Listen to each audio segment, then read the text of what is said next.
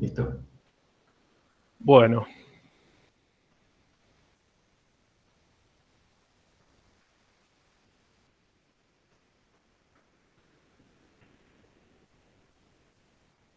Ahí está.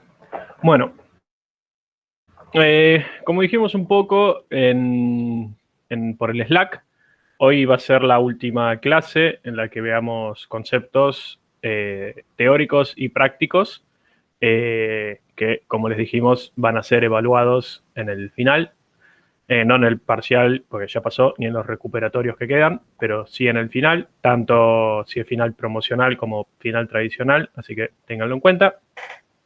Pero nuestro objetivo no era dar este tema para agregarles más cosas para el final, sino que, como les dijimos también un poco por el mensaje de Slack, lo vimos al principio de la materia, un poco se habrán dado cuenta a lo largo de la materia y más todavía tal vez cuando vinieron los invitados. Todo lo que es la ciencia de datos, la inteligencia artificial, machine learning, como quieran decirle, está revolucionando y cambiando drásticamente nuestra realidad. Y está sucediendo ahora. Y empezó a suceder hace unos pocos años. Así que, como parte de los objetivos de esta materia, que ustedes, si quieren, puedan desempeñarse como científicos de datos, que crean modelos de inteligencia artificial que superan a los humanos la mayoría de las veces en la tarea para la que fueron hechos, entonces queremos que sean conscientes de la ola a la que se están subiendo y del impacto de lo que ustedes hagan puede tener o tenga en la realidad. Así que por eso en esta clase vamos a hacer algunas reflexiones, tomar algunos casos, hablar de algunos casos de ejemplos y darles herramientas para que no solo sea que ustedes, bueno, son conscientes de que lo que hacen tiene un impacto en la vida de la gente y en nuestra realidad y en nuestro futuro, sino que además sepan cómo manejarse y qué hacer al respecto para intentar minimizar los daños, por decirlo de alguna manera. Así que empecemos. Bueno, vamos a empezar así como un poco filosóficamente, diciendo que, bueno, vamos a hablar de ética. La verdad que no es normal hablar de ética en nuestro rubro, por lo menos no hasta el día de hoy. Por suerte, esto es algo que está teniendo cada vez más importancia y se le está dando cada vez más micrófonos y visibilidad y preponderancia en los eventos, en las empresas y en todos lados.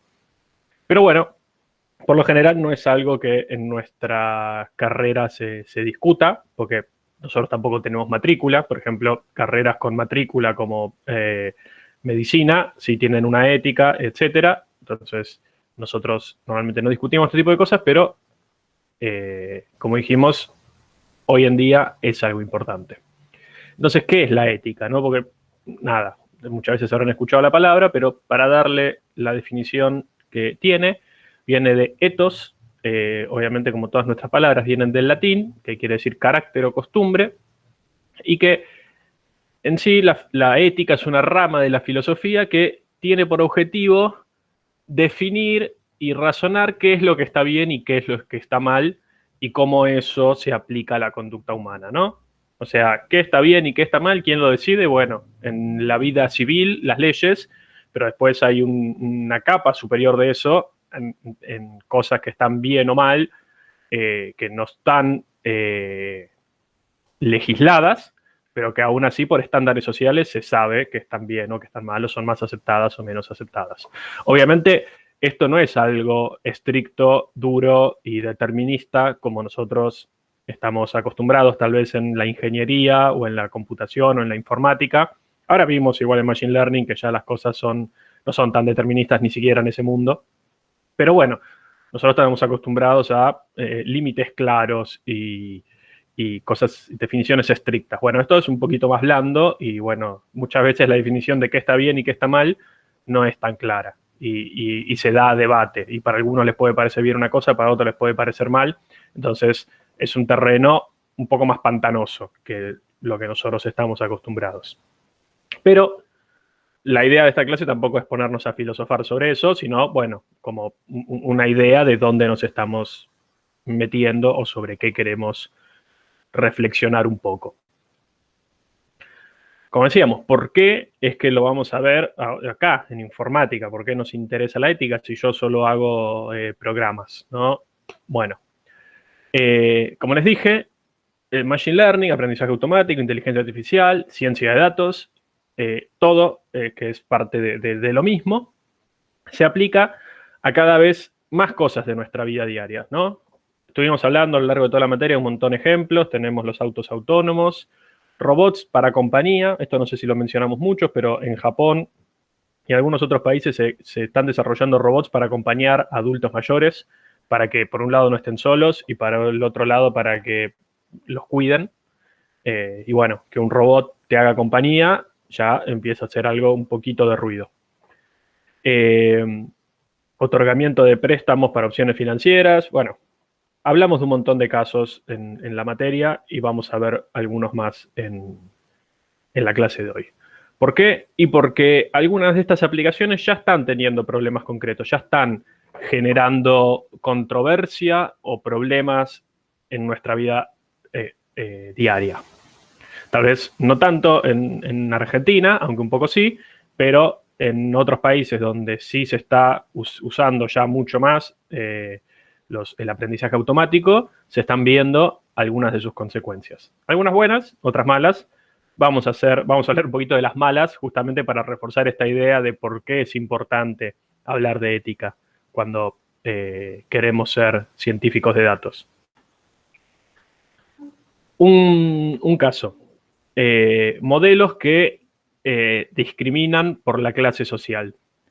En este estudio que salió publicado en el Wall Street Journal, hablan de un sitio que, esto también lo dijimos en la primera clase, que mostraba precios de sus productos en base a los barrios donde vivían las personas. A las personas que vivían en barrios más ricos, les mostraban precios más bajos. Esto a algunos les puede parecer bien, a otros les puede parecer mal, y la realidad es que esto ya es algo distinto a lo que sucede en la vida real. Vos vas a un supermercado, no te dicen, che, vos como tenés esas zapatillas, te sale tanto, y vos como tenés esa otra ropa, te sale tanto otro. No, es el mismo precio para todos sin ningún tipo de discriminación. Bueno, no solo los modelos de inteligencia artificial, sino la digitalización en general de las relaciones humanas permiten este tipo de cosas como cobrarle más a alguien por su origen, por su clase social, por su cultura, por su género, por lo que quieras, básicamente. Porque la información de cada uno de tus clientes la tenés. Así que vos, si querés, podrías variarle el precio por lo que se te cante, o tal vez ni siquiera lo haces a propósito. Tu modelo, para maximizar las ganancias de tu sitio, se dio cuenta que si a los ricos les cobran más barato, compran más y a la larga te maximizan las ganancias. Lo que sea. Está bien, está mal esto. Es algo que tenemos que ser conscientes de que estamos abriendo nuevas puertas. Vayamos a casos tal vez menos grises, por lo menos hoy en día. En The Guardian, que es como uno de los principales diarios del Reino Unido, salió una nota en la que hablan que a las mujeres las publicidades de Google tendían a mostrarle menos trabajos bien pagos. No sé si saben, pero Google AdSense es una de las mayores fuentes de ingresos de Google y es a través de donde Google maneja toda la publicidad. Cada vez que vos entras a un sitio, sea de Google o no, muchas veces tienen barritas por publicidad así random por todos lados, que en realidad es Google AdSense, que es publicidad que muestra Google con algún criterio. Acá vemos que uno de los criterios, por ejemplo, era el género. Y que, bueno, al tipo que está poniendo esa publicidad en su sitio, por cada clic le pagan. Pero lo que mostraba esta nota es que Google sabe quién sos vos, por qué, y porque seguramente estás usando Chrome y estás logueado en Gmail, Entonces ya está, tiene todos tus datos, y si no los tiene ahí, los tiene de tu IP o los tiene de 20 millones de lugares más donde vos generosamente los dejaste. Y los usa para, nada, el objetivo supuesto de, obviamente, como siempre, maximizar ganancias sin que nada más importe mucho. Bueno, este tipo de cosas, no solo eso, tal vez muchas veces, a ver, ¿por qué, por ejemplo, puede suceder esto? Vamos a ver otro ejemplo más adelante, que es, muchas veces ni siquiera es que vos estás creando un modelo que lo único que le importa es un objetivo, que es maximizar las ganancias, y todo lo demás no le importa nada. Muchas veces es que el modelo aprende lo que vos le das para aprender. Y si vos en tus datos tenés un sesgo de género, tu modelo va a aprender eso, ¿sí? O sea, tal vez en la realidad misma, más allá de cómo se muestren o no las ofertas de trabajo, contratan más a hombres para trabajos bien pagos que a mujeres por el machismo, la heteronormatividad o como quieran decirle, pero es algo que sucede, y que lo que está pasando acá es que está siendo avalado e incluso reforzado por comportamientos automáticos masivos, ¿sí? Que detrás tienen esto que estuvimos viendo en la materia. Concretamente, bueno, en esta nota se veía que del experimento que hicieron, donde controlaban por otras variables, o sea, habían hecho un simulador que no difería entre comportamiento en la navegación, preferencias en lo que Google puede saber de vos, variables demográficas. En lo único que diferían eran el género. Y lo que dio es que los trabajos de más de $200.000 anuales, supongo que es esto, a los hombres se les había mostrado 1.800 veces y a las mujeres 300 veces. O sea, 6 veces más a los hombres. O sea, algo que claramente es estadísticamente significativo y que claramente tiene un sesgo. O sea, si tenemos un problema de sesgo de género, de machismo, lo que sea en la sociedad, acá lo único que está pasando es, se está reproduciendo y probablemente agudizando. Discriminación racial. En Estados Unidos, en muchos estados, ahora no me acuerdo bien cuáles, pero Florida, Washington, no sé cuáles más, eran como 10 estados, muchos jueces usan una herramienta que se llama Compass, que lo que hace es intentar sacarle trabajo a los jueces para hacer más dinámica la justicia y que no sea tan lenta. Lo que sucedía en este caso es que, bueno, esto había sido probado, obviamente, antes de ponerlo en producción, con datos históricos, ¿no? Lo que hacía el modelo es darle o no la libertad condicional a una persona en base a su historial, ¿sí? Y lo que le dijeron al modelo es, bueno, mira, esta es nuestra base de datos de las cárceles de Estados Unidos, estas personas se les dio libertad condicional y de esas personas, estas reincidieron. El modelo entrenó, cross-validation, datos separados, todo con las buenas prácticas que vimos en la materia para hacer un modelo que generalice el concepto que hay detrás, y el modelo andaba aceptablemente bien. Ahora, ¿cuál es el problema? ¿Qué es lo que pasaba detrás? Que en Estados Unidos, en las cárceles y los jueces, hay un sesgo de racial. Las cárceles están mayormente pobladas de gente negra. La policía tiende a meter más en cana, detener más y generarle más problemas a la gente negra que a la gente blanca. Y en general toda la sociedad y la cultura tiene ese sesgo y es algo histórico y que, bueno, por eso hace poco, por ejemplo, sucedió lo de Black Lives Matter, que es todas esas protestas que hubo por la persona que un policía ahorcó. Pero, ¿a qué iba todo esto? El modelo fue hecho con las mejores prácticas de Machine Learning que vimos en la materia y generalizó bien el concepto que había detrás. Ahora, ¿cuál es el problema? El concepto que había detrás era racista, básicamente. Entonces, ¿qué es lo que aprendió el modelo? Eso. El modelo lo que hacía era, si la persona era negra, tenía el doble de probabilidad de no ser, de ser catalogada como de alto riesgo. O sea, que probablemente no tuviese su libertad condicional. Mientras que a los blancos era al revés, ¿no? continuamos. Sesgo racial de nuevo. Acá hay varios modelos de Machine Learning desarrollados por distintas empresas que lo que hacen es identificar la cara de una persona. Y, a ver, voy a intentar ponerles una partecita del video donde explica un poco el problema. A ver. Díganme. Hi, I'm Joy, and I research how computers detect, recognize, and classify people's faces. In my TED featured talk, I spoke about my experience with the coded gaze, my term for algorithmic bias. The system I was using worked well on my lighter-skinned friend's face, but when it came to detecting my face, it didn't do so well, until I put on a white mask. Bueno, por si no entendieron, creo que igual se entiende más allá del inglés. Ella, nada, es una estudiante de ingeniería informática y estaba probando estos modelos de reconocimiento faciales y a sus amigos que tenían una tez más clara, los reconocía perfectamente y a ella no la veía, no la identificaba. Pero cuando se ponía una máscara blanca, la identificaba perfectamente. Bueno, este videito es corto, pero después muestra más casos y estadísticas de cómo en los casos, nada, de hombres también y de gente blanca o de tez clara, el modelo andaba bárbaro, pero con gente de color más oscuro no andaba bien.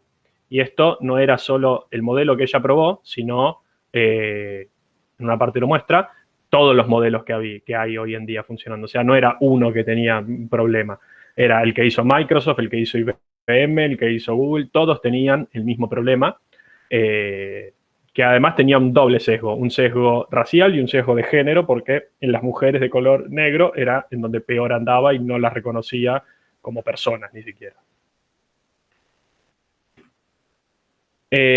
Sesgo de género de nuevo. ¿Qué pasa si ustedes van a Google y escriben Chief Executive Officer Person, o sea, CEO, o sea, uno de los cargos mejores pagos de la industria, ¿no? Vamos a hacerlo por si no me creen.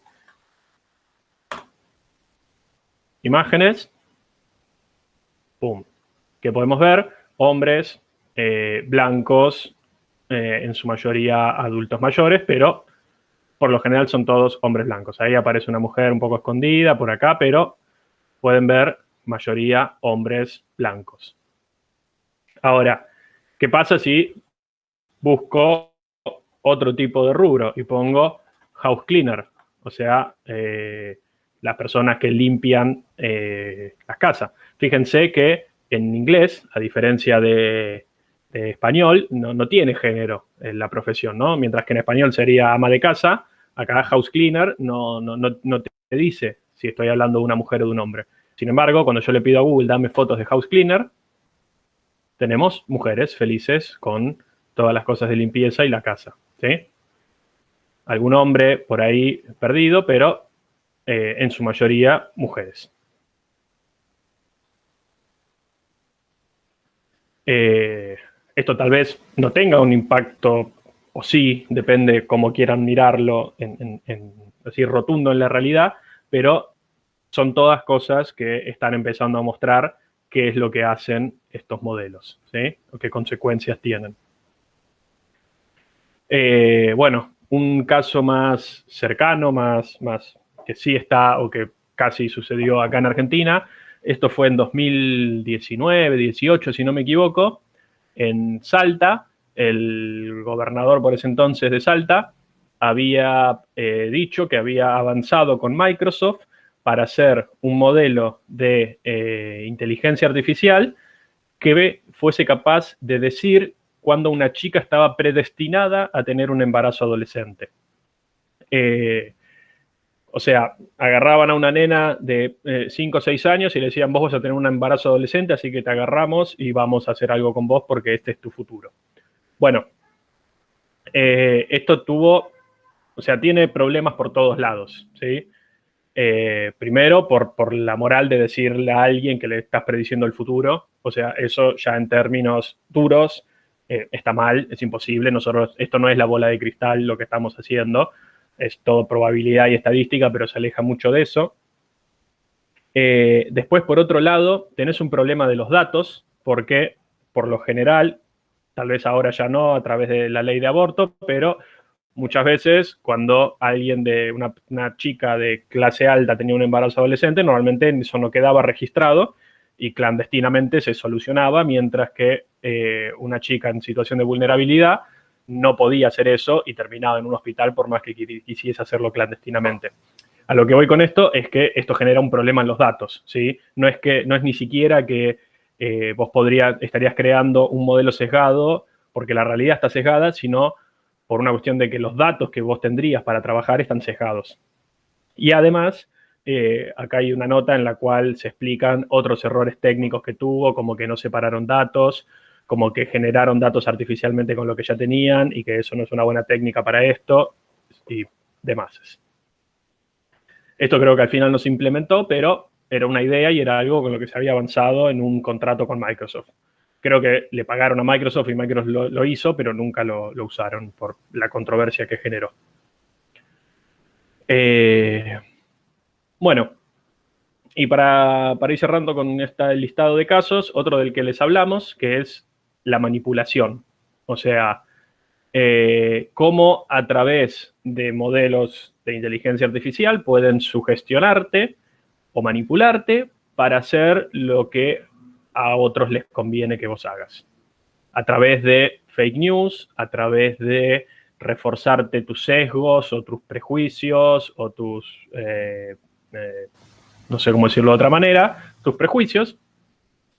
Lo que se hizo es, bueno, yo les dije, Cambridge Analytica intervino a través de Facebook y no sé si Twitter en las campañas por el Brexit, por la campaña de Trump, para generar confusión, para generar desinformación y para abonar a la teoría de a los objetivos de sus clientes, que era en el caso de Brexit, que Reino Unido se vaya de la Unión Europea, en el caso de Trump, que gane las elecciones, y esto hizo que, bueno, no solo la gente de Cambridge Analytica vaya presa, sino que Mark Zuckerberg se siente en el Parlamento Europeo.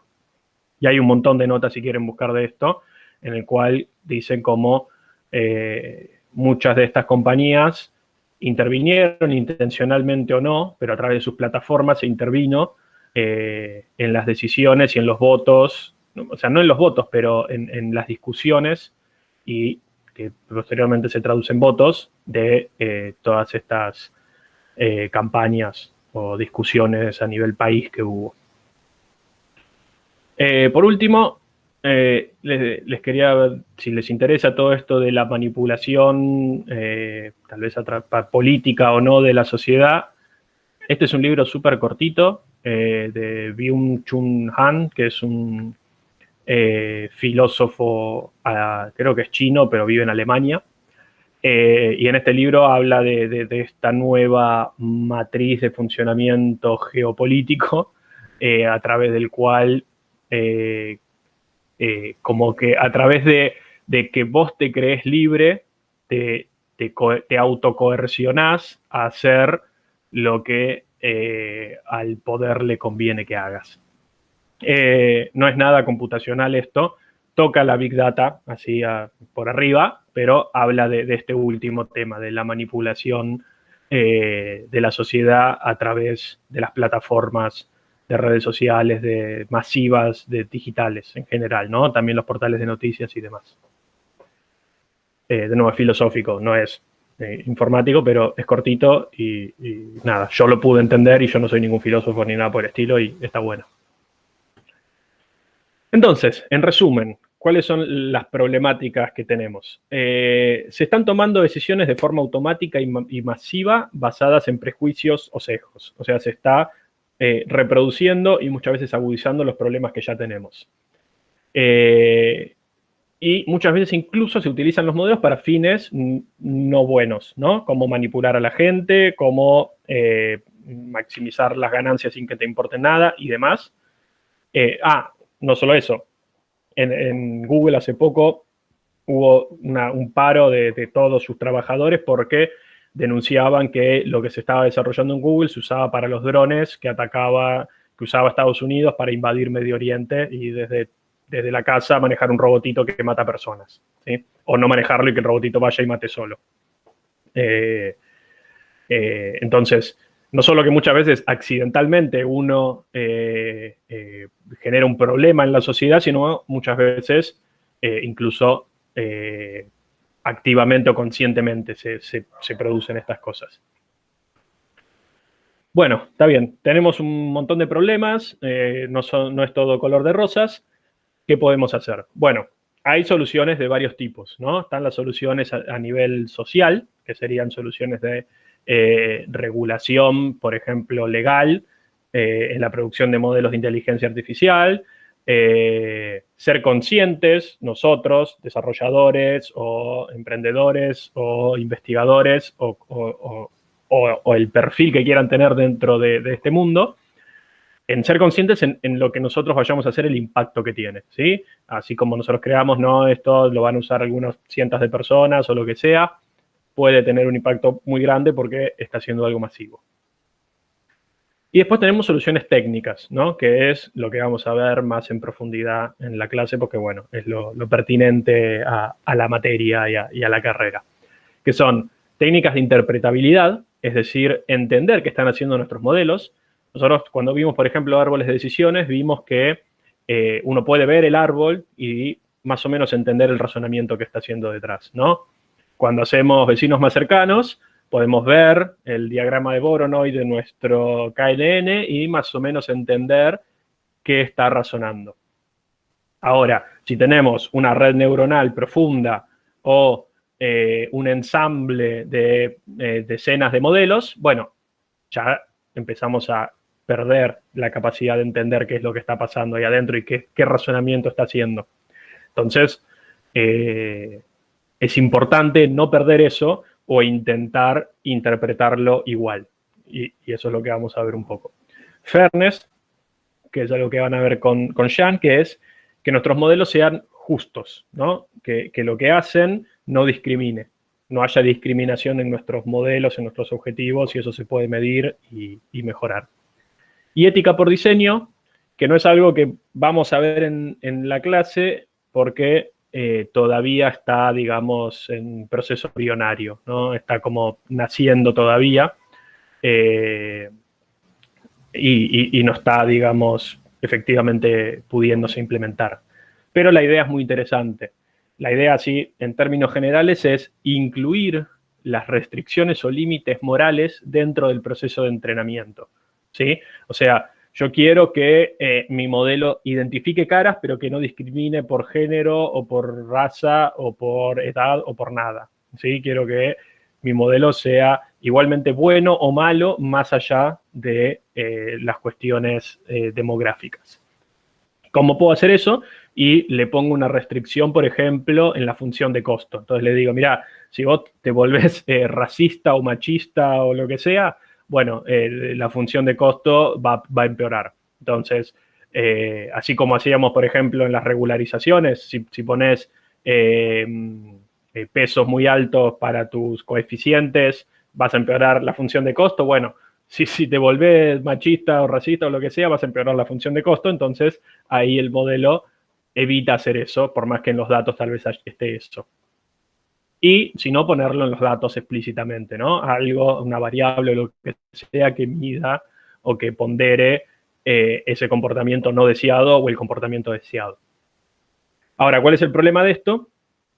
Que esta idea, si bien suena muy linda, así en lo abstracto, tiene un montón de problemas en la práctica. Por ejemplo, determinar qué moral usar, ¿no? Porque, como dijimos muchas veces, qué es bueno y qué es malo no está tan claro y es discutible y es bueno, por ejemplo, en un país y es malo en otro, es bueno en una religión y mala en otra, es legal en un país y ilegal en otro, y así, ¿sí? Entonces, muchas veces esto, justamente al ser algo filosófico, no tiene una solución única. Entonces ahí ya hay un problema. Y después, por otro lado, supónganse que, bueno, nos ponemos todos de acuerdo, ¿no? Ser racista está malo, eso tal vez es algo en lo que todos podemos estar de acuerdo. Bueno, agregar eso al entrenamiento del modelo, por ejemplo, por lo menos en la teoría que está desarrollada hasta ahora, es computacionalmente imposible, tiende a ser un problema NP completo, o sea, tiende a ser algo que no tiene solución, o tiene una solución computacional muy cara, y ya de por sí los modelos son caros y difíciles de entrenar, un modelo que ande bien, entonces hacerlo todavía más complejo lo que hace es que no puedas hacer nada. Pero bueno, es una idea que está en desarrollo, que hay algunos papers, que hay algunos proyectos y que estaría en algún momento disponible. Entiendo Bueno, que vamos, creo que yo no sabía lo que era ética por diseño, pero creo que tiene alguna intersección con fairness y que vamos a ver un ejemplo de eso. No sé si cumple la definición, después vos me dirás, pero sí creo que... sí, un poquito tienen un pequeño overlap, pero es más que fairness. Bueno, camino hacia soluciones sociales. Acá, por ejemplo, dijimos qué soluciones sociales pueden haber. Les cuento un poco algunas que hay. En la Unión Europea hay sacó un documento, una guía, no sé cómo decirle, no sé mucho de leyes yo, que es procedimientos para generar sistemas o para aplicar métodos, modelos de inteligencia artificial a problemas, a cuestiones de Estado o demás. O sea, un compendio de leyes para regularlo un poco. Hay una campaña en la cual participan muchos desarrolladores, investigadores y referentes del área que se llama Stop Killer Robots, que justamente apela a esto que les contaba antes de Google. O sea, evitar que se intente siquiera empezar a crear robots capaces de matar, ¿no? Sea con el fin que sea, invadir un país, seguridad interna, lo que sea, que ni siquiera se intente abonar a esa idea, ¿sí? Que ya bastantes problemas hay con las personas que se matan entre sí, no agregar un depredador más al humano. Y bueno, acá concretamente en Argentina, en el Senado, hay un grupo de trabajo, una comisión que se creó para la confección de una ley que resguarde las cuestiones éticas de inteligencia artificial. En esto están participando uno de los oradores, por ejemplo, que vino el cuatrimestre pasado, Ricardo Rodríguez, y muchos otros, y hay senadores y diputados, etcétera. Y la idea es hacer algo parecido a lo que se hizo en la Unión Europea. Y hay más, ¿no? Acá les listé algunas, no es mi especialidad esto, pero en soluciones sociales también se trabaja en algo para que haya una ética controlada socialmente y técnicamente. Estas son sociales, ahora vamos a lo técnico. Vamos a ver interpretabilidad. Concretamente vamos a ver un método de interpretabilidad, hay más. Vamos a ver el que es tal vez el más conocido, se llama LIME, pero sepan que hay más, y para redes neuronales sobre todo, porque es un mundo aparte. Pero bueno, por una cuestión de finitud de la clase, vamos a limitarnos a este.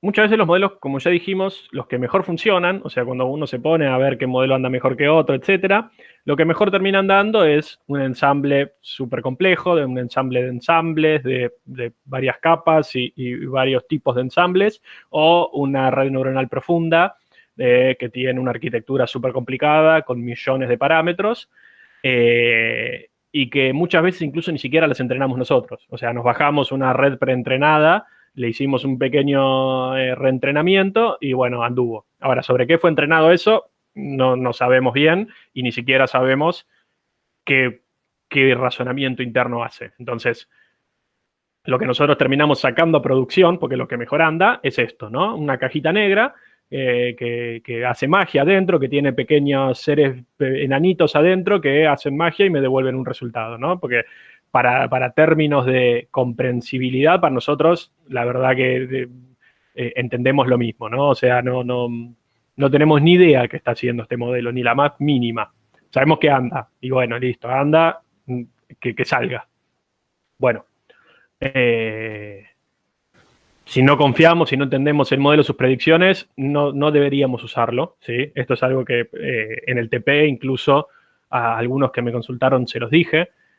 Si ustedes ven, por ejemplo, bueno, en lo concreto en el TP, si pasa algo que es contraintuitivo, o sea, algo que funciona bien, pero no debería por qué funcionar bien, y ustedes no tienen una explicación siquiera para eso, ustedes no tienen que sacar eso a producción, ¿sí? Porque no solo porque puede estar haciendo un razonamiento malvado, sino porque, nada, puede estar funcionando bien de casualidad. Bueno, nada, otra cosa que ya vimos en la materia, en nuestra base de datos, en validación, en holdout, en todo, puede andar bien, pero después en el mundo real puede pasar cualquier cosa. Y si nosotros no entendemos el modelo, no entendemos qué datos usamos, no entendemos nada, solo vemos qué anda, la verdad que es muy posible que después se las mande el modelo. Imagínense, no sé, para diagnósticos médicos, ¿no? Si nosotros queremos algo que prediga si alguien tiene un tumor y el modelo anduvo bien de casualidad o está viendo cosas que no tienen correlación con lo que hay que hacer, después sacamos algo que alguien tiene cáncer y no se lo dice y ya sabemos lo que puede pasar. Entonces, la interpretabilidad viene a sacar esa caja negra y mostrarnos qué es lo que hay adentro, ¿no? Y que nosotros podamos entender entonces el razonamiento detrás de esa caja negra, el funcionamiento, que podamos ver a los enanitos que hay ahí adentro trabajando.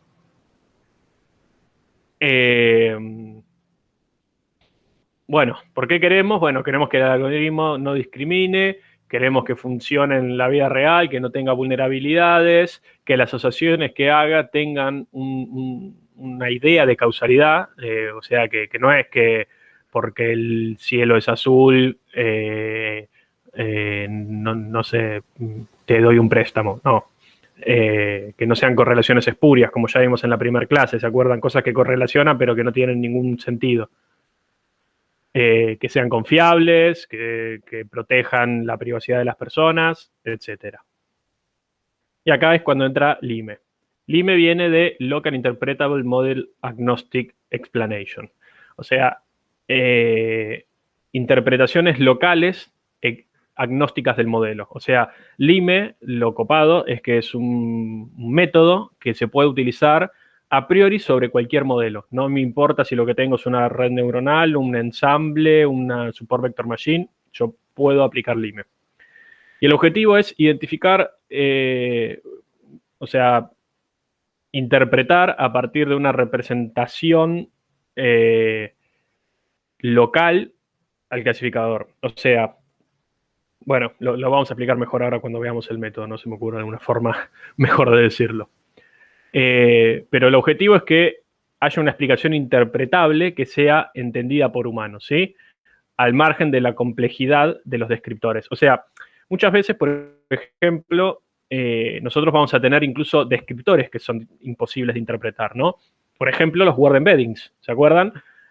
Cuando teníamos bag of words o TF y DF, tal vez era algo muy grande, pero era algo fácil de interpretar, ¿no? Cada celda corresponde a una palabra y tiene un coeficiente que es cuántas veces apareció la palabra o cuántas veces apareció la palabra relativa a todo el texto, pero más o menos se puede entender.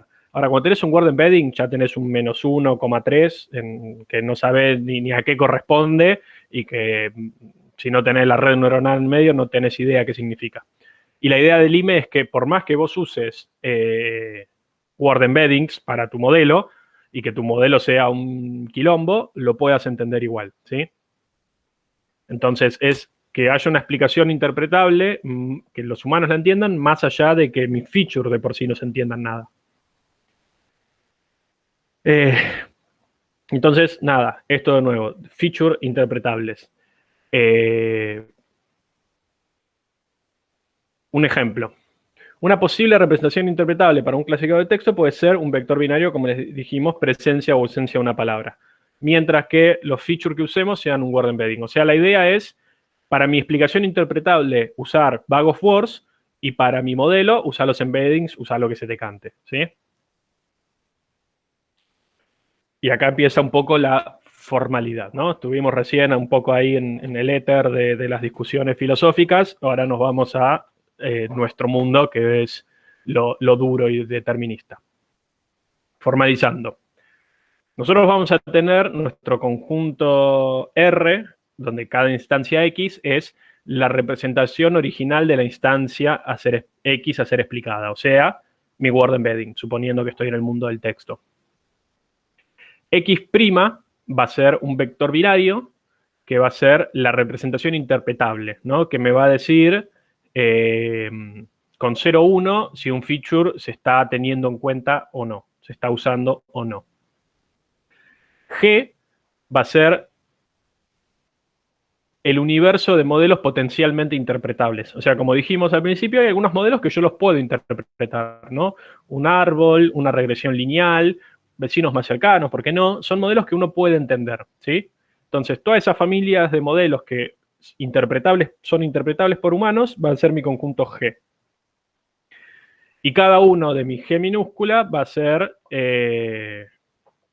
mis modelos concretos interpretables. Entonces, yo tengo un clasificador F que va de un dominio a otro, ¿no? Si es un clasificador, me va a devolver una probabilidad o un indicador binario de pertenencia de mi instancia X a una cierta clase, ¿sí? Hasta acá, nada, todo lo que vimos en la materia. La idea es que a través de perturbaciones sobre X se generen otros puntos, digámosle Z, n puntos, que van a ser pequeñas diferencias de mi instancia original, o sea, pequeñas perturbaciones que van a ser levemente distintas en base a todas las dimensiones que tengo, todos los features que tengo a mi instancia, y sobre eso es lo que voy a trabajar. Voy a usar una función pi que va a ser la medida de proximidad, es decir, que estas instancias Z sean distintas, pero no tanto, que estén dentro de una proximidad determinada. Y acá empiezan todos los chirimbolos griegos, pero no se asusten. Voy a tener entonces mi función L, que va a recibir a mi clasificador F, a mi modelo interpretable G y a mi conjunto de puntos Z. Y esto va a ser una medida de qué tan poco fiel es G aproximando a F. O sea, ¿cuál es la idea? Yo para una instancia lo que voy a hacer es usarme el modelo que yo sé que anda y que es el que mejor funciona, y para esa instancia voy a crear un modelo interpretable, G, un árbol de decisión, una regresión lineal, que se parezca a cómo razona F localmente, ¿sí? Porque si yo pudiese hacer un modelo simple que aproxima a F en todos lados, bueno, navaja de Occam, me quedo con el otro modelo y chau. Eso normalmente no sucede. Entonces la idea es, bueno, yo puedo hacer que un modelo simple ande bien en una mini región de mi problema, chiquitita alrededor de la instancia que a mí me interesa interpretar el razonamiento. O sea, Lime interpreta el razonamiento localmente. O sea, me va a decir, mira, para esta instancia tu modelo predijo esto gracias a estos features, ¿sí? Esa es el approach de Lime, o Lime, como quieran decirle. Y entonces, ¿qué va a hacer Lime? Es buscar el G que minimice, o sea, el G, mi modelo interpretable, que minimice esta función de acá, que es justamente cuánto se parece G a F, y que además tenga en cuenta este símbolo, ya no sé ni qué es, que es la medida de complejidad. Por ejemplo, si yo tuviese un árbol de decisión, no me da lo mismo tener un árbol de 10 niveles que un árbol de 4, ¿no? O sea, un árbol de 10 niveles es más complejo, es más difícil de entender que un árbol de 4. Entonces, esto va a intentar encontrar el G que minimiza y que a la vez sea lo menos complejo posible. ¿Ok? A ver, lo que quiero es que se entienda la idea detrás. De nuevo, lo digo de nuevo más despacio. Yo tengo mi modelo F, una red neuronal profunda de 10 millones de capas y parámetros que ni por arte de magia voy a poder entender. Tengo mi modelo G, que es un árbol de decisión de 4 niveles. Y tengo una instancia que puede ser una imagen. Y yo sé que esa imagen me la calificó como persona sonriendo. ¿Qué hago? Me creo un modelo, creo pequeñas perturbaciones en la imagen.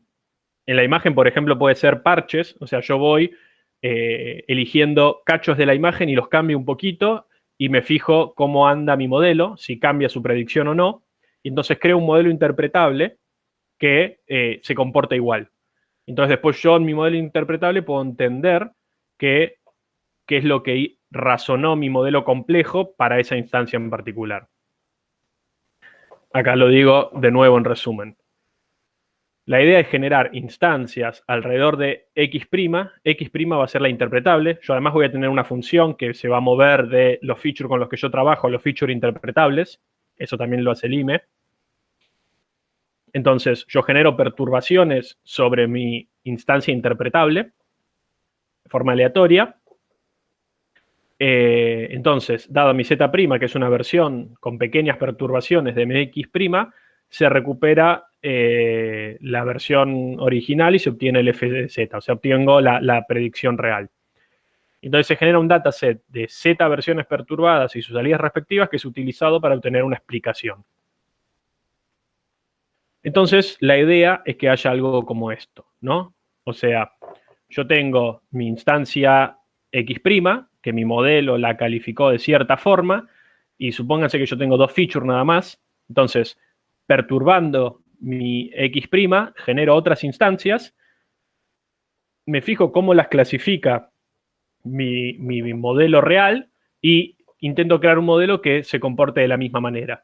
Entonces, en ese modelo yo puedo entender que, bueno, este es el concepto que más o menos está armando mi modelo complejo. Y ahí puedo decir, esto está bien o esto está mal. Y esto es un ejemplo concreto, en la práctica vamos a ver otro, pero esto es algo que se presentó en el paper como un ejemplo, y es, la tarea era diferenciar a los husky, que son estos perros que son muy parecidos a un lobo, si los conocen, y la idea es que el modelo pudiese diferenciarlos de un lobo de verdad. Esta era una instancia mal clasificada por un modelo que al parecer andaba muy bien. Y no encontraban un problema, por lo menos a ojo, que haga que se diferencie. Entonces, aplicaron Lime, que lo que hace es presencia o ausencia de parches de la imagen, ¿sí? Entonces, lo que hace Lime es, bueno, mi red neuronal va a interpretar esto como una convolución, va a tener 10 millones de parámetros que se van a pasar de una capa a la otra y que en la capa número 10 ni sabe qué está mirando. Pero lo que yo voy a hacer es con Lime, voy a generarme una versión interpretable de la imagen que van a ser si un parche está o no está, ¿sí? Entonces, ¿qué va a hacer Lime?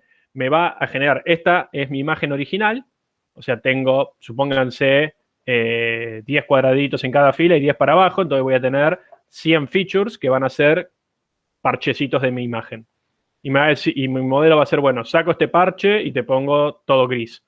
¿Qué tira el modelo? Saco este otro parche y ¿qué tira este modelo? Saco estos dos parches, ¿qué tira este modelo? Y así. Entonces lo que intenta hacer Lime es, bueno, ¿qué partes de la imagen es lo que hicieron que prediga esto como lobo? Y la explicación que arroja Lime es que esta parte de la imagen es la que genera que te lo catalogue como un lobo y no como un husky. Entonces, ¿qué es lo que estaba entendiendo el modelo? Que al parecer en el dataset de entrenamiento andaba muy bien. Cuando había nieve o cuando había un colorcito medio blanco era un lobo, ¿sí? ¿Por qué? Y porque vos en tu casa al perro le sacás una foto y el perro está en el living, está en el patio, está en la calle, mientras que cuando a un lobo le sacás una foto, está en el bosque, ¿sí? Entonces, no es que el modelo había aprendido a diferenciar al lobo, sino que había aprendido a diferenciar el fondo de la foto. Y cuando el fondo de la foto era una casa, te decía que era un husky, y cuando el fondo de la casa era un bosque, te decía que era un lobo. Entonces, ¿qué permitió Lime acá? Entender que el modelo estaba andando bien de casualidad, ¿sí? Y que había hecho una correlación espuria. Bueno, hasta acá, bueno, las conclusiones. Es un método para interpretar la lógica de un modelo F en una instancia concreta. La idea es analizar cuáles de sus features interpretables son los más influyentes para realizar la inferencia. Y para eso genera instancias similares y intenta deducirlo. Permite entender entonces si un modelo está usando información relevante para tu tarea o si está overfiteando o haciendo cosas que no corresponden. Y es un método dentro de todo simple, capaz de funcionar sobre cualquier familia de modelos que hayamos elegido, ¿sí? Entonces yo puedo aplicar Lime más allá de qué modelo efectivamente termine usando. Y hasta acá con interpretabilidad. Jan va a continuar con fairness. Oli, bueno, ahí paso a compartir yo. Un segundito. Vamos a...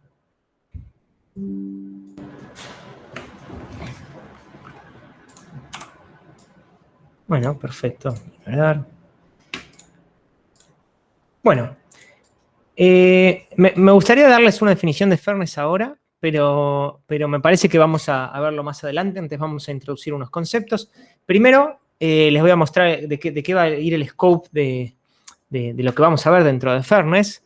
Nosotros tenemos, cuando nosotros estamos creando un modelo, tenemos algo que se parece a esto, ¿no? Tenemos el estado del universo, lo medimos, de ahí sacamos los datos, con eso entrenamos un modelo y después el modelo toma acciones sobre los individuos, sobre el universo y recibe feedback del universo. Y además esas acciones que toma cambian el universo de vuelta y hacen que volvamos a tomar los datos con un universo que cambió, ¿no? Nosotros lo que vamos a ver es sobre... Nosotros vamos a ver cómo mitigar las cosas injustas, las cosas discriminatorias sobre esta parte del proceso y un poco sobre esta parte del proceso. Nada más vamos a reflexionar un poco sobre esta parte, más que nada vamos a ver cómo corregir el problema entrenando o cambiando cosas en cómo se comporta el modelo, no necesariamente relacionado al entrenamiento, sino a cómo toma las acciones. Acá hay otra vista, esta es de TensorFlow, en donde, bueno, resaltan cómo hay otros pasos, no todos muy parecidos, cómo el Human Bias se mete en cada uno de estos procesos. Ahora vamos a ver ejemplos de cómo. Pero, bueno, antes de empezar con la parte de fairness, voy a introducir una serie de definiciones. La primera es la de atributo protegido, y vamos a decir que un atributo protegido, hay muchas definiciones de esto, son atributos, características, categorías o datos que no deben ser almacenados o considerados y o utilizados en el contexto de una tarea particular de una determinada forma. Y esto va a tomar, digamos, todas esas cosas que están ahí en Bordeaux son como subjetivas y van a ir cambiando de acuerdo a la política que tengamos. Y no tiene nada que ver con lo que está, por lo menos en este ámbito, no tiene nada que ver con lo que está bien ni con lo que está mal. Simplemente es qué queremos y no queremos usar y para qué tareas, digamos. Nosotros vamos a definir, alguien va a definir de alguna manera, ya sea nosotros, ingenieros, la ley, nuestro jefe, no importa. Alguien va a definir qué es lo que podemos hacer con algunos datos y qué no. Por ejemplo, la Ley de Protección de Datos Personales dice que son datos sensibles los datos de origen racial, étnico, opiniones políticas, convicciones religiosas, filosóficas o morales, afiliación sindical, información referente a la salud o a la vida sexual. Y el artículo 7, que ninguna persona puede ser obligada a proporcionar datos sensibles y que los datos sensibles solo pueden ser recolectados para estudios estadísticos, básicamente. Acá la ley nos está limitando respecto a qué podemos hacer con esos atributos protegidos en el contexto de básicamente de la nación, ¿no?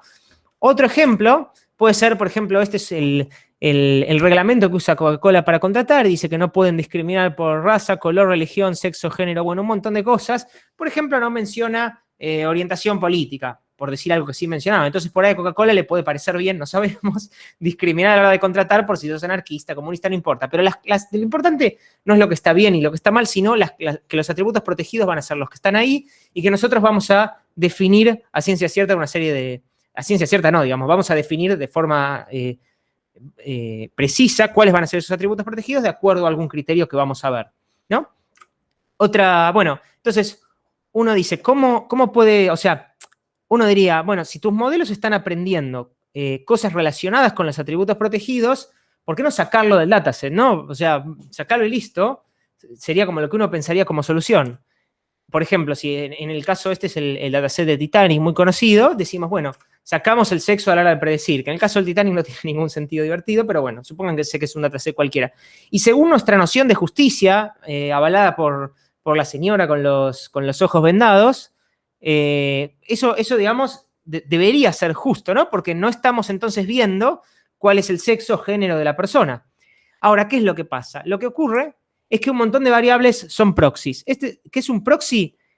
Es una variable que no contiene al atributo protegido, pero te ayuda a inferir el atributo protegido. Por ejemplo, este es un caso divertido, que dice que tu sexualidad se puede, particularmente en los hombres homosexuales, se puede predecir de acuerdo a cuántos amigos en Facebook tenés que digan ser hombres homosexuales. Entonces, una variable que no tiene nada que ver con, o sea, tiene que ver con la orientación sexual, te sugiere la orientación sexual de una persona que no la tiene declarada. Pero además, bueno, digamos, este caso es bastante como más bruto, ¿no? Hay casos que son peores. Y el libro, uno de los libros que yo usé de referencia, usa el siguiente ejemplo. Supónganse que tenemos una empresa y la gente va mandando currículums en un formato estandarizado, llenando un formulario, supónganse, y esos currículums se van guardando en una base de datos. A lo largo de los años se van guardando en una base de datos y hay gente que decide si esa persona es contratada o no es contratada. Y el ejemplo que da el libro dice, bueno, supónganse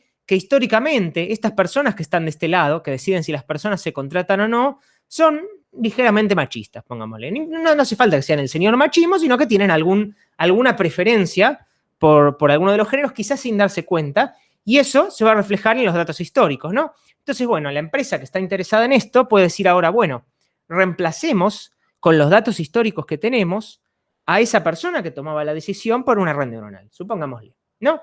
Entonces, el ejemplo que da el libro, bueno, obviamente no vamos a poner al género en este caso, y entonces uno podría pensar, bueno, entonces, ya que la red neuronal no ve al género, no lo va a usar. Ahora les propongo un ejemplo de una variable, que es el que da el libro, y supónganse que una de las variables es a qué edad la persona empezó a programar, ¿ok?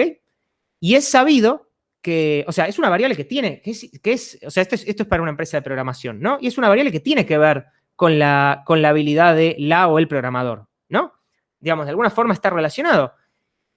La cuestión es que, por cuestiones estadísticas, dice el libro, como a los hombres se los introduce a la programación antes, esa edad suele ser menor en los hombres. Y uno dirá, bueno, está bien, pero eso no es culpa del modelo, digamos. Uno podría decir, en todo caso, o sea, puede ser, uno dirá, que los hombres hayan aprendido de antes y que eso los haga mejor programadores en promedio por discriminación, pero eso no tiene nada que ver intrínseco a su género. Ahora, supónganse que nosotros entrenamos, o sea, eso todavía es discutible, pero hay algo peor todavía. Supónganse que nosotros entrenamos este modelo y le da a ese feature un peso de 10, pongámosle, por decir algo.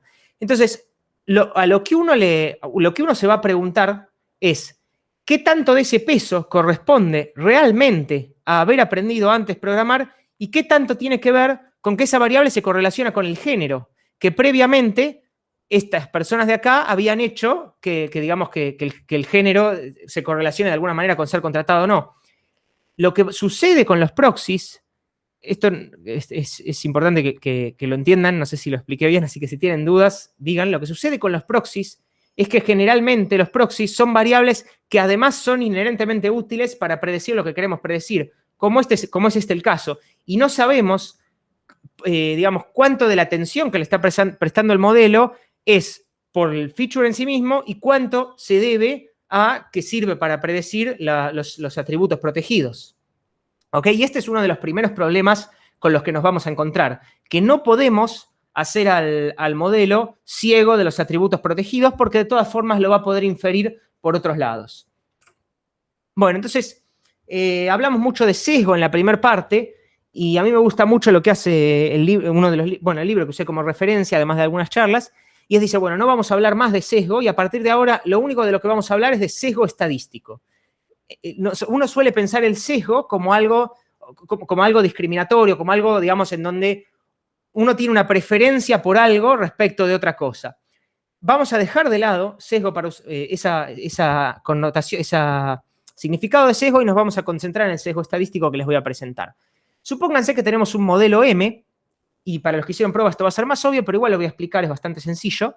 Vamos a hablar que tiene un valor esperado, o esperanza se dice, que es lo más probable que va a ser el modelo, ¿no? Y hay un valor verdadero que deseamos estimar. ¿Esto qué quiere decir? Que el modelo puede tener un valor, puede como valor más probable hacer una cosa y equivocarse, porque la realidad puede ser otra, ¿no? Y ahora vamos a ver cómo se calcula con un ejemplo muy sencillo. Y decimos que esa esperanza es E de M, y que va a ser igual a tita, que es lo que queremos estimar, más un sesgo. Entonces, si el sesgo no es 0, quiere decir que lo que está haciendo el modelo es distinto de la realidad, porque la realidad es tita, básicamente. Ahora vamos a ver un ejemplo más claro. Entonces, vamos a tomar el ejemplo que había dado Camilo de un árbol de decisión y tenemos si salimos a caminar o no de acuerdo a unos ciertos parámetros. Yo recorté un poco el árbol, pero el árbol de decisión que quedaba en base a ese modelo era el siguiente. Bueno, si el cielo está nublado, salimos a caminar Si hay lluvia, no salimos a caminar. Y si hay sol, si la humedad es alta, no salimos a caminar. Y si es normal la humedad, salimos a caminar. ¿Perfecto? Bueno, entonces tenemos los siguientes datos. El 70% de los cielos son soleados. El 10% de los cielos son nublados. Lógicamente, el restante 20% es lluvia. Y de los días soleados, la mitad tiene alta humedad. Y terminamos caminando, teniendo todas estas cosas en cuenta, el 63% de los días. Y el 50% de los días soleados caminamos. ¿Por qué? Porque el 50% de los días soleados tiene humedad alta y el otro 50% tiene humedad normal. ¿Ok? Estos son los datos que vamos a usar.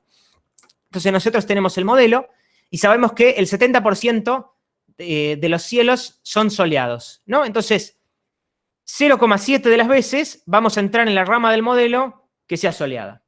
¿Perfecto? De los días soleados, el 50% de la humedad es alta. Entonces, de ese 0,7, la mitad vamos a asignar 1.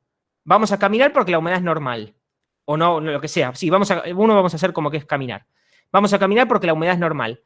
Del otro 0,7 por 0,5 no vamos a caminar. Y esto obviamente este término se va porque está multiplicado por 0. Entonces, como el 10% de los días son nublados, el 10% de los días, 0,1 de los días, salimos a caminar. Y como el otro 20% de los días son lluviosos, es algo que está multiplicado por 0, entonces nos queda, nos queda 0. Cuando sumamos esto, nos da 0,45 básicamente. ¿Y esto qué quiere decir? Que con las condiciones del universo, aplicando nuestro modelo a las proporciones que tiene realmente el universo, nosotros vamos a salir a caminar el 45% de los días, básicamente. Ahora, nosotros sabíamos que terminábamos caminando el 63% de los días, ¿ok? Entonces, como terminamos caminando el 63% de los días, despejamos el bias y nos da 0,18. ¿Qué quiere decir esto? Que este modelo, ante la realidad, es insesgado. Y esta es la definición a la que nos vamos ya van a ver por qué vamos a usar esta definición, porque esta es la definición que se suele usar cuando se entrena un modelo para decir que algo es estadísticamente correcto o incorrecto. Es como, no existe lo correcto o lo incorrecto, quizá lo entrena un modelo, pero uno tiende a pensar, cuando está construyendo modelos, tiende a pensar que su modelo es correcto si reacciona, su estimación de la realidad es igual a la realidad misma, ¿no? ¿Por qué sería insesgado? Porque solo es sesgado, al revés. Gracias. Muchas gracias. Es insesgado cuando el bias, que es el sesgo justamente en inglés, es igual a 0. Ahí está. Este modelo es sesgado. Está sesgado a la visión del modelo y se difiere de la realidad. Perfecto. Me gustaría para ver si estaban atentos. Igual me sirve para saber si estaban atentos. Perfecto. No sé si tienen alguna pregunta de esto, si me expliqué bien. Voy a dar otros 2 ejemplitos más cortitos que van a servir más adelante, pero ¿vienen bien? Yo acá tengo una pregunta así, yo misma, ¿no? Esta cuenta la puedes hacer si tenés los datos como Dios, digamos, reales, ¿no? Sí. Que sabés que efectivamente pasó eso. Sí, pero esos datos de Dios, todo esto de cuántos días son soleados, cuántos días los puedo medir. Sí, mediste todos los días. Sí, medí todos los días, sí. Sí. Por eso. Sí, claro, sí. En problemas por ahí de la vida real es muy difícil conseguir todos los datos para poder hacer esta cuenta. Claro, exactamente. Y de hecho, ahora voy a ir por ese lado, vamos a ver otro ejemplo, en donde el modelo M no es insesgado, ¿no? Ahora. La doble negación nos está matando, a mí me está matando. Ok, el modelo M no es insesgado. Bueno, el modelo M es sesgado, está bien, perfecto. El modelo M es sesgado. Quizá tendría que haber mostrado esto antes para no confundirme yo. Bueno, ahora, vamos a agarrar el modelo solo para la parte que son los días soleados, ¿no? Entonces, el modelo, cuando el día es soleado, solo se fija en la humedad, ¿no? Y entonces nosotros dijimos que de los días soleados, el 50% tiene alta humedad y, digamos, el otro 50%, como no tiene alta humedad, sí salimos a caminar. Entonces esto nos da 0,5. Y nosotros sabemos que de los días soleados terminamos caminando el 50% de los días. Entonces lo que resulta es que el mismo modelo, Cuando miramos solo el modelo, cuando es soleado, es insesgado. Entonces, bueno, esto tiene que ver un poco con lo que decía Jorge, que aunque tengamos todos los datos, es muy difícil medir el modelo en todas sus ramas. En un árbol de decisión quizás es más fácil, pero imaginen una red neuronal, ¿qué significaría medirlo en todas sus ramas, no? Pero uno podría decir que si toma, digamos, quizá a uno le pueden interesar más algunas ramas particulares, ahora vamos a ver eso, ¿no? Pero uno puede decir que es insesgado en algunos sentidos, ¿no? Y este, por ejemplo, es un ejemplo de eso. Ahora vamos a crear un modelo nuevo, ¿no? Y ahora vamos a cambiar el modelo a tirar una moneda para decidir, ¿no? Vamos a tirar una moneda para decidir si salimos a caminar o no. Y vamos a tomar esto solo para los días soleados. Entonces, la mitad de los días vamos a salir a caminar, la mitad de los días son soleados, el modelo nuevo es insesgado. O sea, pueden empezar pueden empezar a ver dónde es que esta definición como que falla, entre comillas. Si nosotros viéramos el modelo soleado para los casos con humedad alta y con humedad baja, empezaríamos a ver que hay falla para ambos casos. Pero como lo estamos viendo en un nivel superior, con tirar una moneda alcanza para que esto que definimos, este estimador como lo definimos así y esta realidad como la definimos así nos da insesgada. Entonces, medir esto va a ser, de alguna forma va a ser muy difícil, pero vamos a tener algunas otras formas de hacer algo, medirlo de una forma muy parecida o medirlo lo suficientemente como para creer que el modelo es correcto respecto de los datos, como para tener una pista, digamos. Bueno, entonces, vamos a hablar de calibración ahora. Esto creo que lo vimos en la clase de cómo es de estimación y selección de modelos, algo así, no me acuerdo cómo se llamaba. Entonces, pero bueno, lo voy a explicar de cero. Básicamente vamos a tener un modelo. Y bueno, antes de eso es importante, cada vez que hablemos de sesgo, igual yo voy a decir sesgo estadístico, pero vamos a estar hablando de esto, no de discriminación. Entonces, por el lado de calibración, vamos a imaginar que tenemos un modelo. Al modelo le llegan los datos a predecir desde x1 hasta xn, y el modelo entonces, ¿qué va a predecir? Las labels, las supuestas, o sea, no las labels, sino que va a hacer sus predicciones de i sombrerito 1 hasta i sombrerito n, ¿no? Estas predicciones van a tener una probabilidad. Si ustedes hacen el predict proba, que lo hacen para calcular la UROC, van a ver que, digamos, la probabilidad va variando y podemos poner una escala de colores, ¿no? En donde no sé qué color es ese, no sé cuál es ninguno de los dos colores, no sé por qué elegí esos colores, pero el que está del lado izquierdo es 0 y el que está del lado derecho se va acercando al 1, ¿no? Tenemos ese gradiente. Y podemos pensar, no se calcula así la calibración necesariamente, pero vamos a pensarlo así. Podemos pensar que hay distintos baldes, ¿no? Hay un balde para los puntos que van de 0 a 0,1, un balde para los puntos que van de 0,1 a 0,2, y etcétera, ¿no? Y nos vamos a concentrar ahora en un solo balde. Nos vamos a concentrar en el balde que va de 0,5 a 0,6. Entonces, en ese baldecito vamos a meter todas las pelotitas que corresponden ahí, que particularmente son estas, y vamos a ver qué es lo que nos dio el modelo, ¿no? Para I2, por ejemplo, estos puntos pueden ser cualesquiera, ¿no? I2 nos dio 0,59, I7 0,51, I11 0,55, I20 0,57. Ahora yo les pregunto, ¿qué es lo que querríamos que pase? A ver si alguien me dice, con respecto de estos puntos y lo que pasa en la realidad para este balde particular. Si alguien se anima. ¿Qué se imaginan que podemos creer? Bueno, lo voy a spoilear. Entonces, nosotros supónganse que tenemos estas labels reales y vamos a estimar para la parte de arriba, para este balde particular, más o menos cuánto da la probabilidad promedio, ¿no? Y entonces, promediando esos puntos, tenemos 0,5555, etc. No, creo que terminaba ahí, no sé si era periódico. Y abajo tenemos que la mitad de los puntos eran positivos y la mitad negativos. Entonces, podemos decir que esto tiene bastante sentido, porque para los puntos predichos entre la probabilidad 0,5 y 0,6, más o menos la probabilidad real de las labels es 0,5, ¿no? Entonces, nosotros vamos a medir la calibración en este sentido, vamos a agrupar por puntitos en baldes y decir cuántos de esos puntos, cuál es la probabilidad verdadera de esos puntos. Y si el modelo tiene una buena probabilidad, una probabilidad, podemos decirle insesgada, nos va a dar algo muy cercano a la verdadera proporción. Entonces, todos los puntos que tengan probabilidad 0 y bueno, el 30% de esos serán negativos y el 70% de esos serán positivos. Por ejemplo, si estas fueran las labels, bueno, esto no se ve tan bien en términos de calibración. ¿Y cómo vemos esto? Esto se ve con lo que se llaman curvas de calibración, ¿no? Entonces, en el medio, del lado derecho se puede ver mejor, tenemos una recta que perfectamente va de, o sea, es la recta X, digamos, sería para la probabilidad predicha 0,6, el 60% de los puntos era positivo. Y así para todos, digamos, vas teniendo calibración perfecta. Y lo que suele pasar con los modelos es que terminan estando descalibrados y para todas las probabilidades mayores a 0,5 tienden a tener un montón más de positivos y para las menores a 0,5 un montón más de negativos, ¿no? Como que tienden a exagerar las probabilidades cuando uno se aparta del 0,5. No sé si me explico hasta acá y me siguen. Bueno, los casos de la izquierda, yo lo copié y pegué de algún paper, seguramente es un paper que trata de solucionar este problema, así que las curvas parece que le dan bastante bien.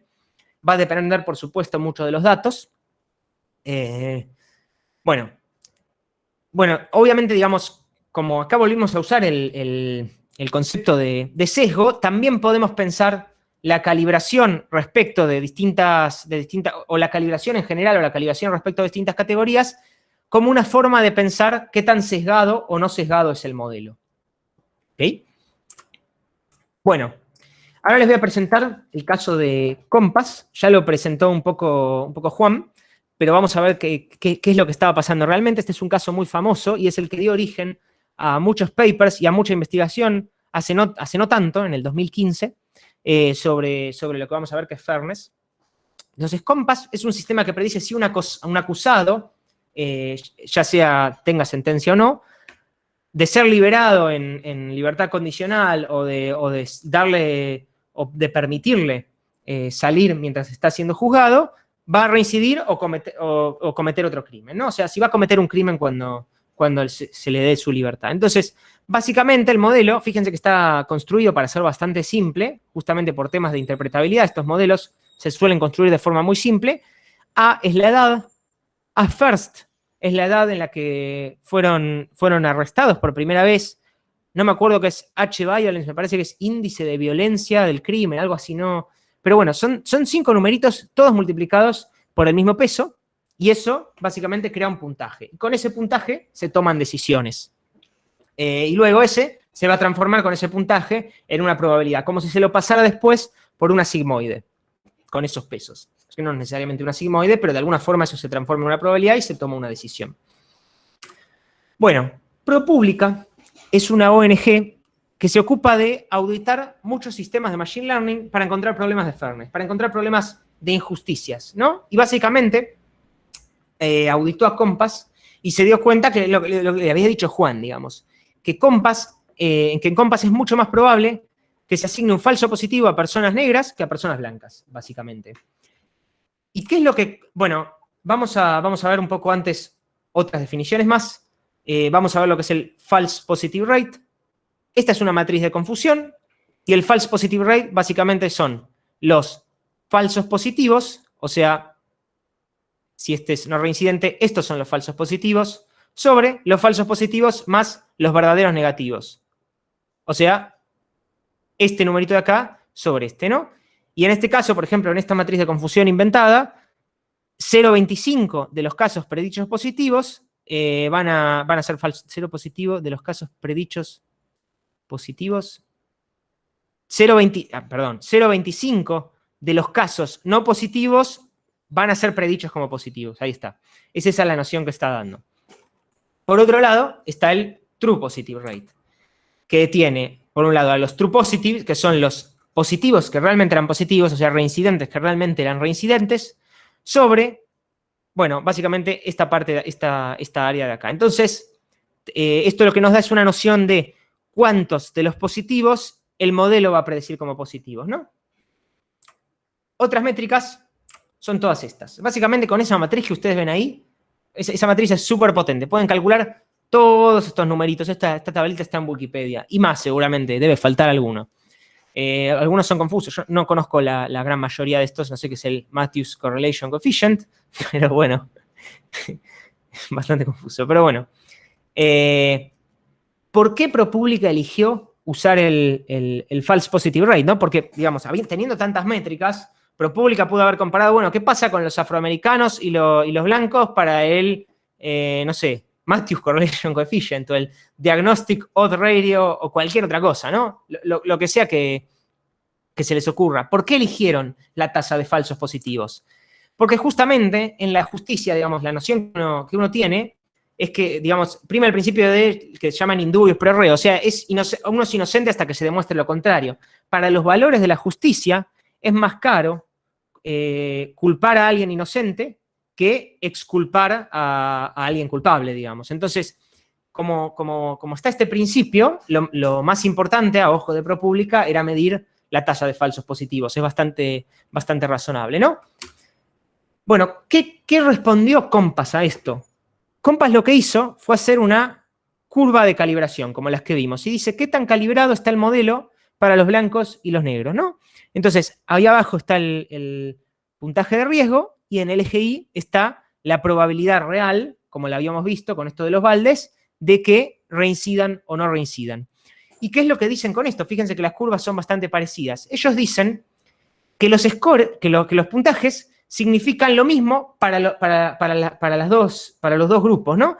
Por ejemplo, digamos, en la escala, un ejemplo que dan es, bueno, para un corte, el 60% de los blancos reincidieron y para el mismo corte, el 61% de los negros reincidieron. Entonces dicen, bueno, esto está, digamos, está bastante bien calibrado para los dos grupos. Es como una forma de decir, este modelo no está sesgado respecto de los datos, ¿no? Es correcto respecto de los datos que tenemos. No tiene sesgo estadístico.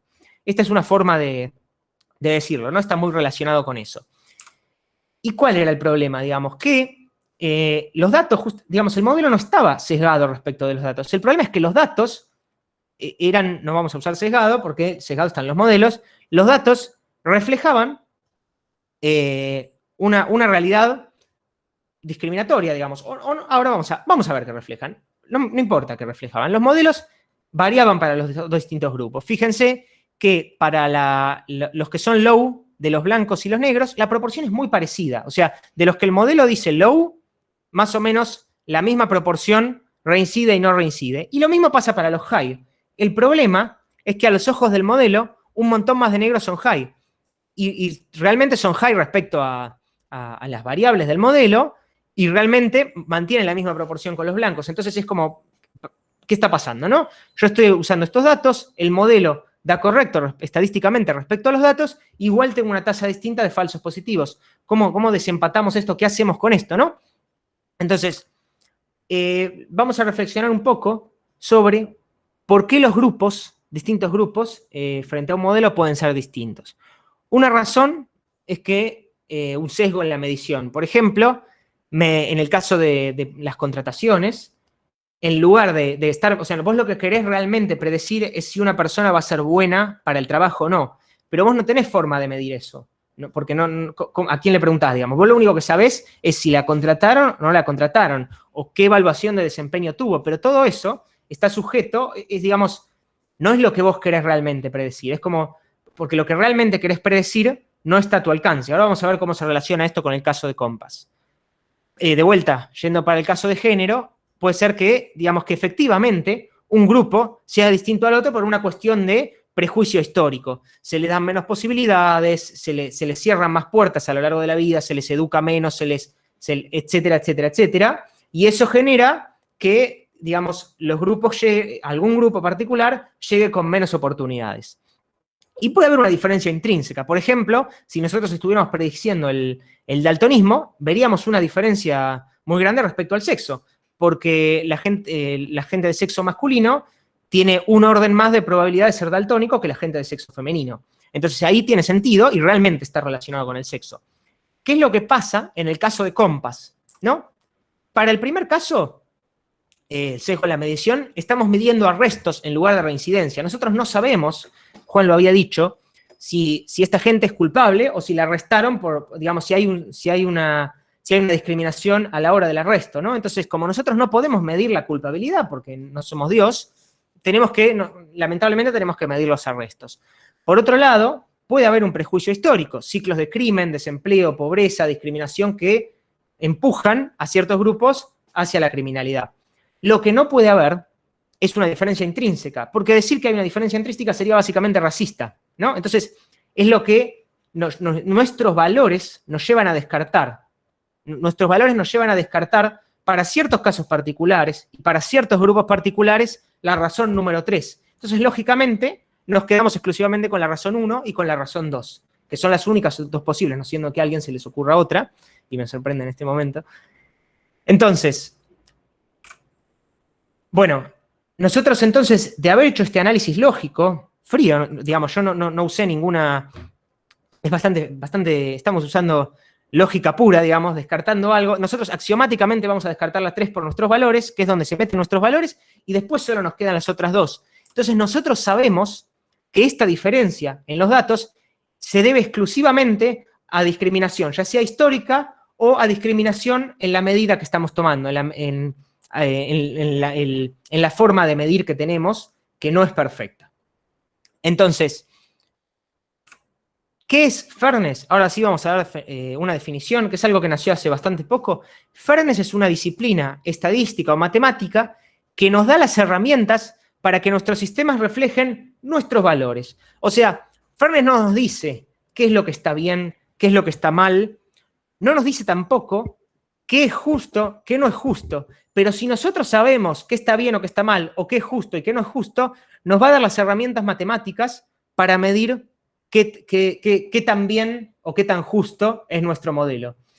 No nos va a solucionar la parte filosófica, pero con la parte filosófica o ética mejor dicho, pero con la parte ética ya resuelta, que a veces puede venir de nosotros mismos, puede venir de nuestro jefe, puede venir de la sociedad, puede venir de la ley, como habíamos dicho con los 2 ejemplos de atributos protegidos, no importa. Pero una vez que nosotros tengamos definido nuestro núcleo ético, fairness nos va a dar las herramientas para hacer la justicia realidad, básicamente, o más o menos. Ahora vamos a ver un poco más de cuáles son sus limitaciones, ¿no? Entonces, de lo que estuvimos hablando, de estas comparaciones entre grupos, es básicamente lo que se llama group fairness. ¿Qué significa group fairness? Agarramos 2 grupos que por alguna razón queramos comparar, por ejemplo, blancos y negros, hombre y mujer, o cualquier otro grupo humano, y decimos, bueno, ¿qué tan distinto da el true positive rate? ¿Qué tan distinto da el false positive rate? ¿Qué tan distinto da el Matthews Correlation Coefficient? No sé lo que sea. ¿Qué tan distinto da la calibración? ¿Qué tan distinto da la precisión? Y demás, ¿no? Entonces, nos va a dar una serie de... O sea, no es nada muy sofisticado hasta ahora esto, básicamente. Está diciendo, separar el dataset en grupos y medí separado esas 2 métricas. Agarrar 2 matrices de confusión y medirlas distinto, ¿no? Entonces, ¿qué significaría arreglar compas, ¿no? Entonces, nosotros tenemos este dataset que está claramente desbalanceado porque vino de una realidad que es injusta, que es intrínseca, o sea, es injusta porque nosotros descartamos la tercera razón. Como estos datos vienen de una realidad injusta, lo que nosotros podríamos decir para hacer justicia es, bueno, diciendo que la raza es un atributo protegido, o la raza, o no sé cómo, o la etnia, o no sé cómo llamarlo,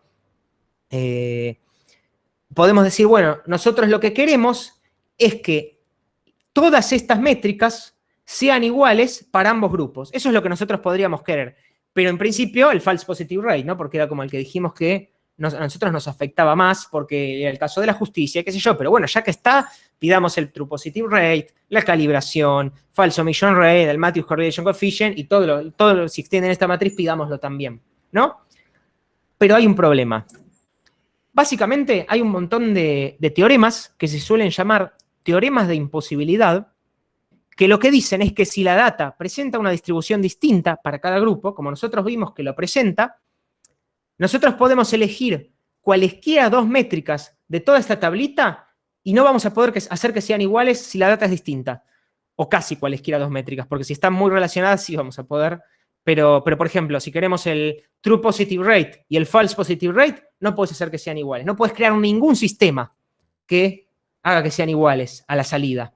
Si vos querés el false positive rate y la calibración, no hay forma en que sean iguales para los dos grupos, si la data es distinta.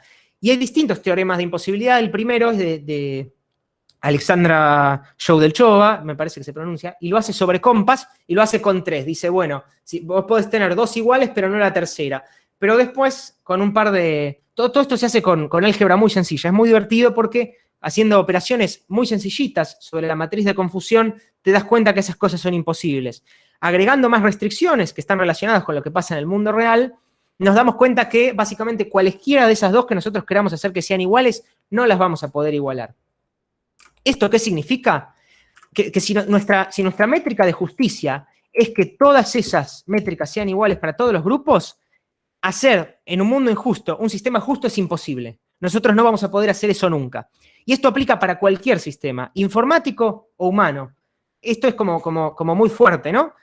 Y esto tiene que ver también mucho con muchas discusiones que se tienen hoy en día respecto de las cuotas, los cupos y demás otras formas de discriminación positiva, en donde se escucha mucho en la radio, en discusiones que nosotros tenemos todos los días, no, tal cosa me parece justa, no, pero es injusta por este otro lado, y son discusiones que no llevan a ningún lado, generalmente, y suelen no llevar a ningún lado, porque cualquiera de las alternativas es injusta. No hay forma de hacer un sistema que satisfaga todas las condiciones de justicia. Y esto es algo muy fuerte, esto es algo como un cachetazo que Ferney le va a dar al objetivo que tenemos, ¿no?